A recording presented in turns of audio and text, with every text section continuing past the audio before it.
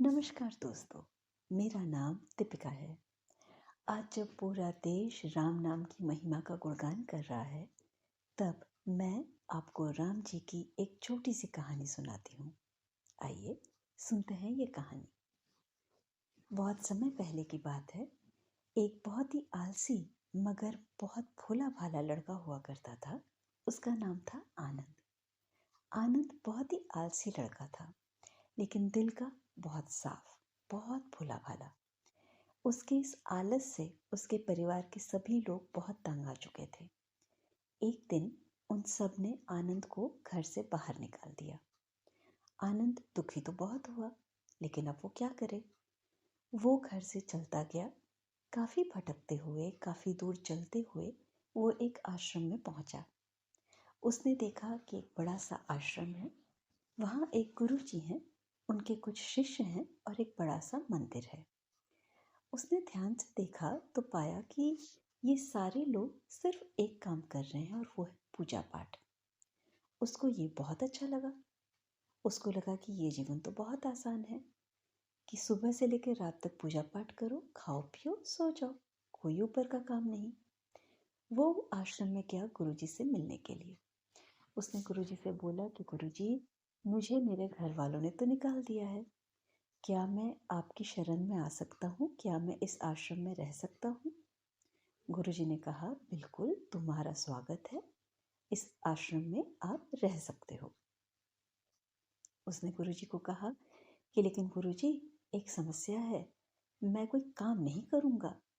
मुझे भरपेट खाना चाहिए, अपनी नींद चाहिए और मैं आराम की ज़िंदगी व्यतीत करना चाहता हूँ।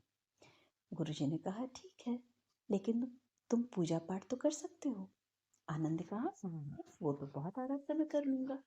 गुरुजी ने कहा, स्वागत है। अब आनंद उस आश्रम में रहने लगा। दिन बीतते गए। आनंद को अपनी दिनचर्या बहुत अच्छी लगने लगी।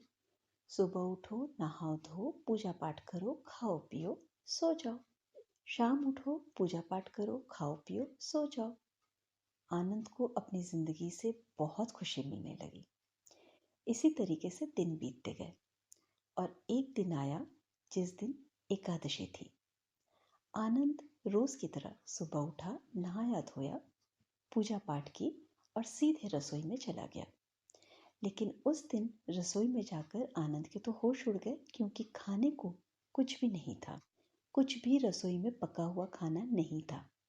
वो सीधे भागता हुआ गुरुजी के पास आया और पूछा, गुरुजी, आज रसोई में क्या हुआ? आज तो वहाँ कुछ भी खाने को नहीं है, मैं क्या खाऊंगा? तो गुरुजी ने बोला कि आनंद, आज एकादशी है और आज हम सभी का व्रत है, तो तुमको भी उपवास रखना पड़ेगा। आनंद ने बहुत गुस्से में बोला कि गुरुजी देखो, मैंने आपको पहले दिन ही बोल दिया था मुझे भरपेट खाना चाहिए, तो मैं तो भूखा नहीं रह सकता, मैं तो कोई उपवास नहीं कर सकता। तो गुरुजी ने कहा, ठीक है आनंद, कोई बात नहीं, तुम व्रत नहीं रखना, तो तुम अपना भोजन स्वयं बना लो, क्योंकि बाकी शिष्य आज भोजन न ग्रहण करेंगे और न ही बनाएंगे। लेकिन तुम अपना भोजन आश्रम के बाहर जाकर के बनाना, आश्रम के अंदर नहीं। आनंद ने कहा, ठीक है, जैसी आपकी आज्ञा। गुरुजी ने कहा कि देखो आनंद, भोजन बना के पहले राम जी को भोग लगाना और फिर खुद खाना। उसने कहा, ठीक है। आनंद ने अपना राशन लिया और वो नदी किनारे चला गया। उसने अच्छे से अपनी वहाँ पे रसोई बनाई, भोजन बनाया और उसने राम जी का आह्वान किया, राम जी पधारो जी, आओ जी, बैठो जी, ये भोग ग्रहण करो जी, कुछ तुम भी खाओ जी और फिर बाकी का मैं भी खाऊं जी। राम जी और सीता जी ऊपर से बैठे ये दृश्य देख करके हंस रहे थे। आनंद ने एक बार और ये गाना गाया। राम जी तब भी प्रकट नहीं हुए। वो थोड़ा सा गुस्से में आ गया। उसने बोला, राम जी, मुझे इतनी जोरों की भूख लगी है, आप आइए, भोजन ग्रहण कीजिए, तब तो मैं खा पाऊंगा। ये देखकर और सुनकर राम जी और सीता जी हंस पड़े और वो आनंद के सामने प्रकट हो गए। अब आनंद बड़ी मुश्किल में, क्योंकि उसने भोजन तो 2 लोगों का बनाया था और अब राम जी, सीता जी और आनंद खुद 3 लोग हैं वहां पर। तो उसने बोला, राम जी, मैं तो आपको बुला रहा था, अब आप तो माता सीता को भी साथ लेकर के आ गए, अब मैं उनको बिना भोजन किए तो भेज नहीं सकता। तो कोई बात नहीं, आप दोनों भोजन कर लो, मुझे उसी में संतुष्टि मिल जाएगी। राम जी और सीता जी ने आराम से उसका भोजन ग्रहण किया। यहाँ आनंद उस दिन भूखा रह गया, उसका एकादशी का व्रत भी हो गया, उसको पता भी नहीं चला। इसी प्रकार फिर से दिन बीतते गए, दूसरी एकादशी आई। गुरुजी ने फिर से कहा कि तुम यहाँ तो रसोई नहीं बना सकते, तुम नदी किनारे जा करके रसोई बनाओ। उस दिन आनंद ने बोला, गुरुजी मुझे थोड़ा ज़्यादा राशन दे दीजिए, पिछली बार राम जी अकेले नहीं आए थे, वो सीता माता को भी साथ ले आए थे, तो इस बार मुझे 3 लोगों का भोजन बनाना है। गुरुजी को लगा कि भूखा है, सुबह से कुछ खाया नहीं है, इसलिए दिमाग थोड़ा उसका फिर गया है। गुरुजी ने बोला, ठीक है, जाओ रसोई से जितना तुम्हें राशन चाहिए तुम ले लो। उसने 3 लोगों का राशन लिया और वो नदी किनारे चल पड़ा। उसने भोजन बनाया, उसने वापस से राम जी का आह्वान किया, राम जी आओ जी, अपना भोग लगाओ जी, कुछ आप भी खाओ जी और कुछ मैं भी खाऊं जी। उस दिन राम जी आए, साथ में सीता माता और हनुमान जी को भी साथ लेकर के आए। आनंद को बड़ा गुस्सा आया।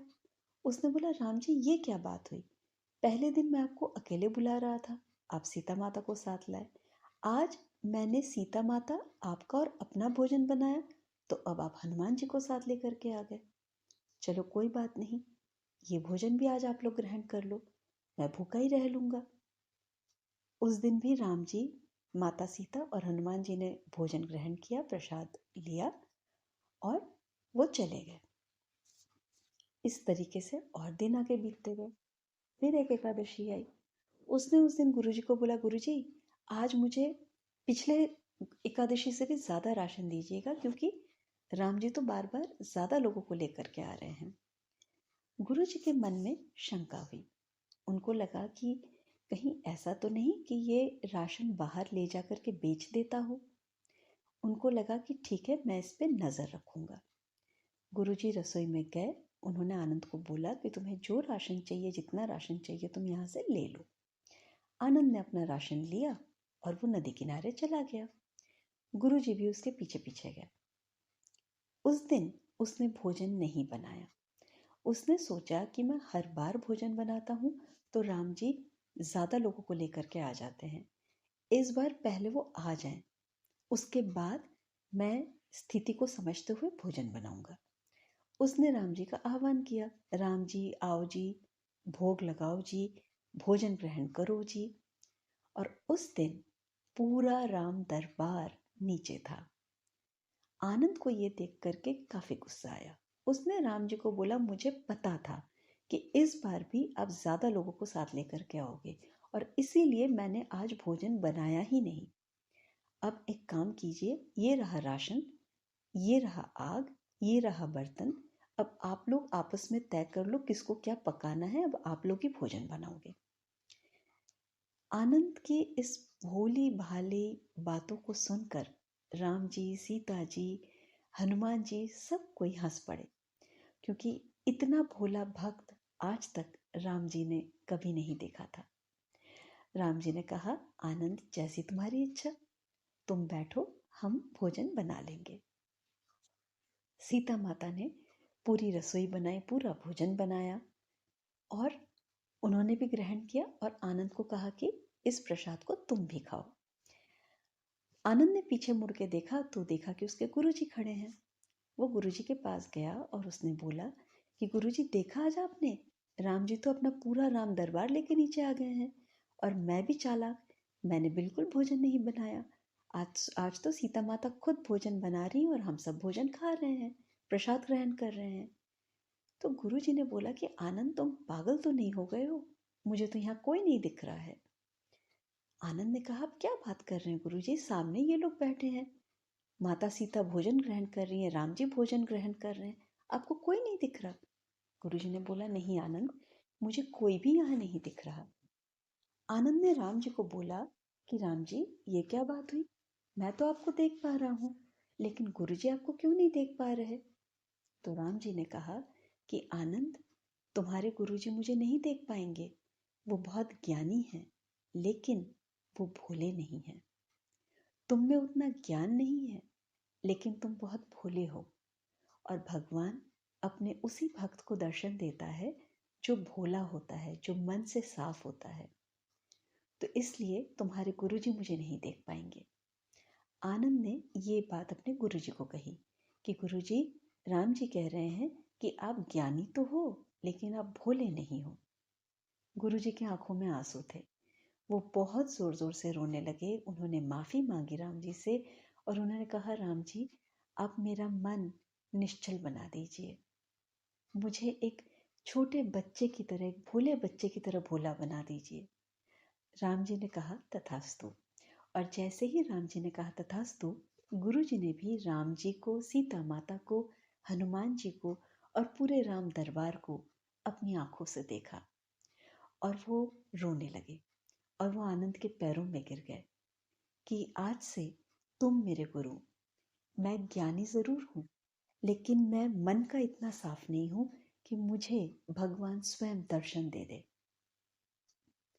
तो दोस्तों, इस कहानी से हमें क्या सीखने को मिला? इस कहानी से हमें ये सीखने को मिलता है कि भगवान हमारे ज्ञान के, या हम उनको क्या प्रसाद चढ़ा रहे हैं, कितना चढ़ा रहे हैं, उसके भूखे नहीं हैं। वो तो हमारे मन के भूखे हैं, हमारे भाव के भूखे हैं, हमारे भोलेपन के भूखे हैं।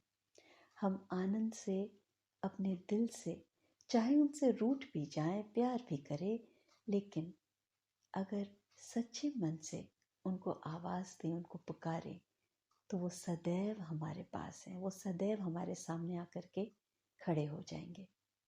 यही तो है एक भगवान और एक भक्त की सच्ची मित्रता। तो आप हमें ज़रूर बताइएगा कि आपको हमारी ये कहानी कैसी लगी। कमेंट बॉक्स में अपने कमेंट्स ज़रूर लिखिएगा। बहुत बहुत शुक्रिया।